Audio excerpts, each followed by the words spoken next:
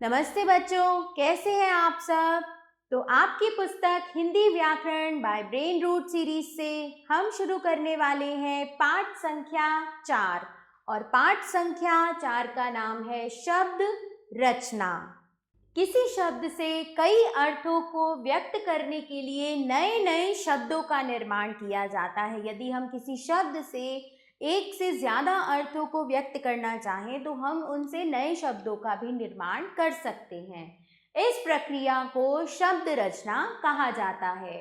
नए शब्दों की रचना 4 प्रकार से की जा सकती है। ये प्रकार निम्नलिखित हैं: उपसर्ग लगाकर, प्रत्यय लगाकर, संधि द्वारा और समास द्वारा।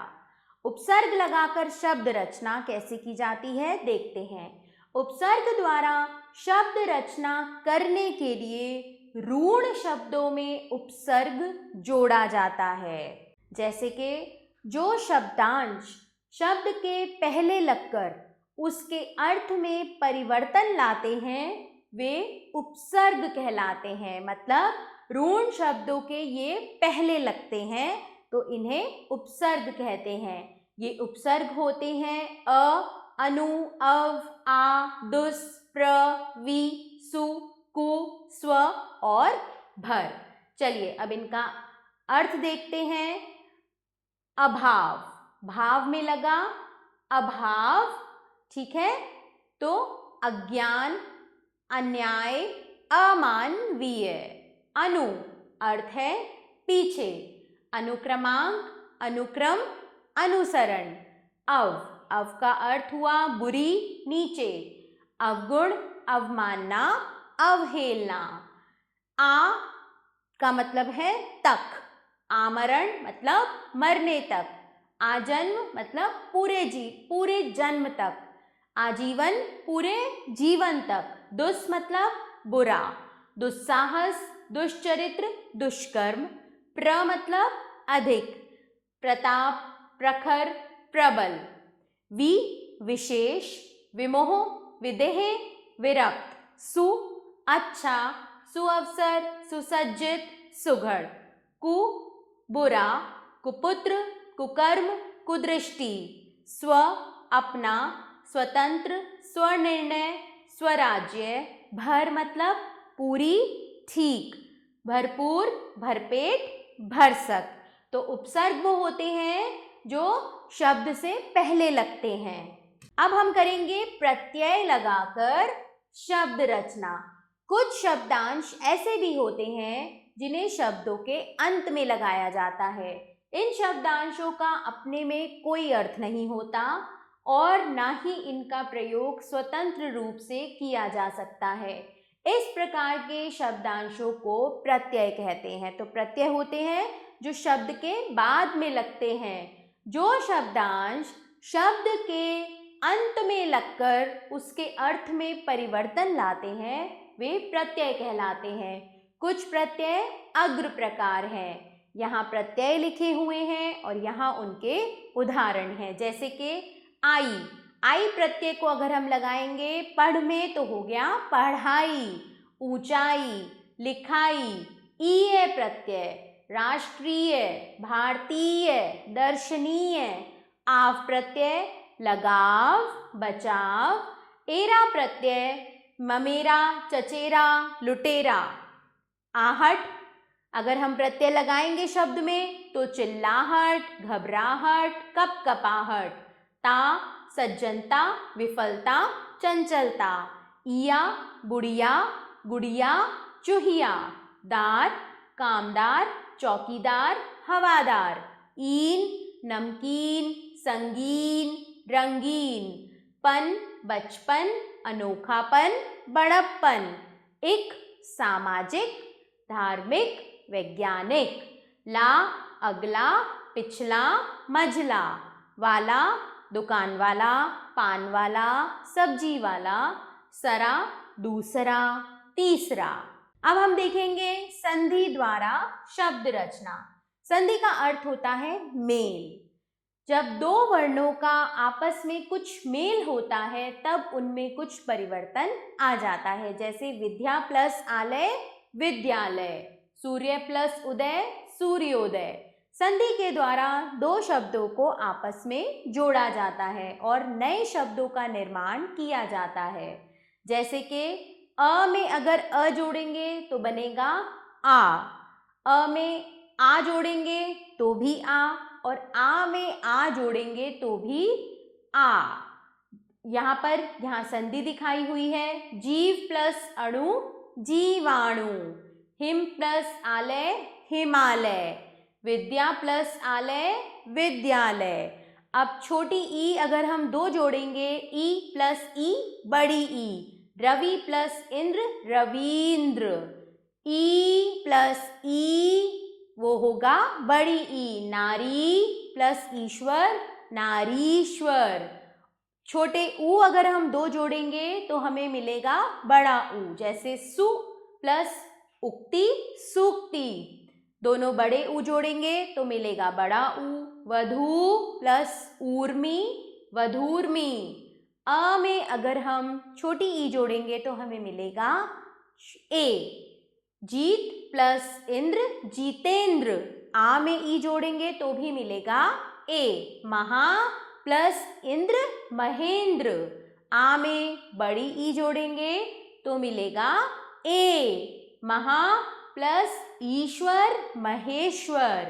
अ में अगर हम छोटा ऊ जोड़ेंगे तो मिलेगा ओ। चंद्र प्लस उदय चंद्रोदय। आ में अगर हम छोटा ऊ जोड़ेंगे तो मिलेगा हमें फिर से ओ। महा प्लस उदय महोदय। अब है समास द्वारा शब्द रचना। दो या अधिक शब्दों को मिलाकर नए शब्दों का निर्माण करना समास कहलाता है। इसका उद्देश्य किसी बात को संक्षिप्त ढंग से कहना होता है। जैसे देश के लिए भक्ति देशभक्ति, गौ गाय के लिए शाला गौशाला। समास द्वारा शब्द रचना। तीन लोकों का समूह त्रिलोक, नीला है कंठ जिसका उसे संक्षिप्त रूप में कहेंगे नीलकंठ। सात ऋषियों का समूह सप्त ऋषि, नरों में अधम नरोधम, पति और पत्नी पति पत्नी, अन्न का दान अन्नदान। तीन राहों का समूह तिराहा, वस्त्र से हीन वस्त्रहीन, दान में वीर दानवीर, महान है जो राजा महाराजा, धर्म का आचार्य धर्माचार्य, 12 सिंगों वाला 12 सिंगा, 5 मुखों वाला पंचमुखी, राजा का पुत्र राजपुत्र, शक्ति के अनुसार यथा शक्ति। तो चलिए आगे चले। यहाँ हमारे पाठ का पाठन समाप्त होता है।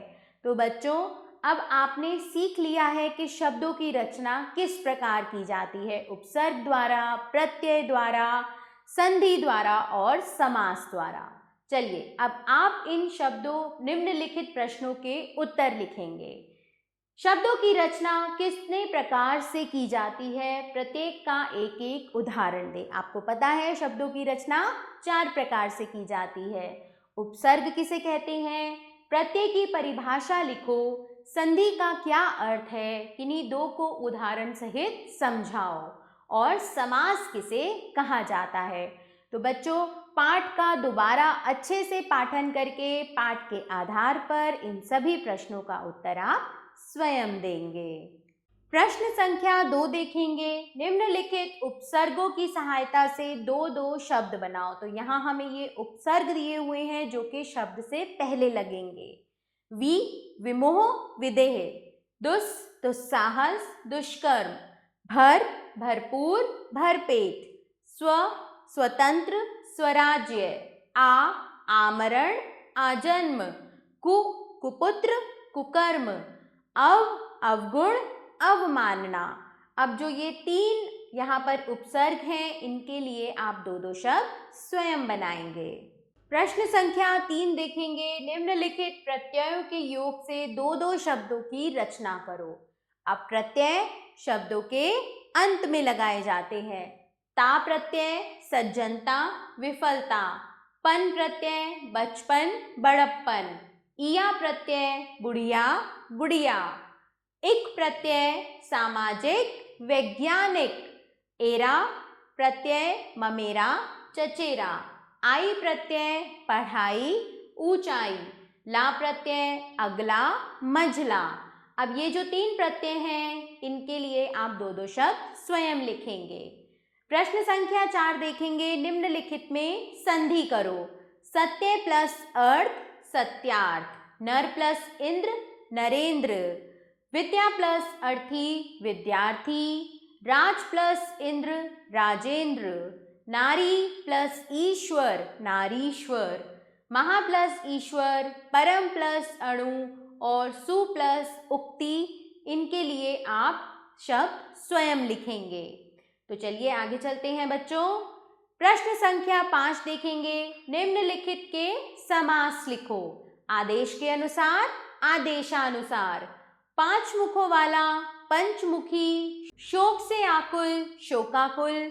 महान है जो राजा, महाराजा। जन्म से अंधा, जन्मांध। दिन और रात, तो इसे हम समास के रूप में लिखते हैं यहाँ पर कोष्ठक लगा के, दिन रात। धन से हीन, धनहीन।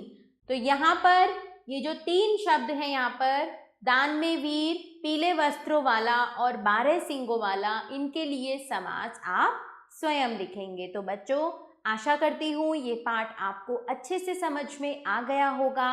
अब आपने इसका दोबारा से अच्छे से पाठन करके सभी प्रश्नों के उत्तर स्वयं देने हैं।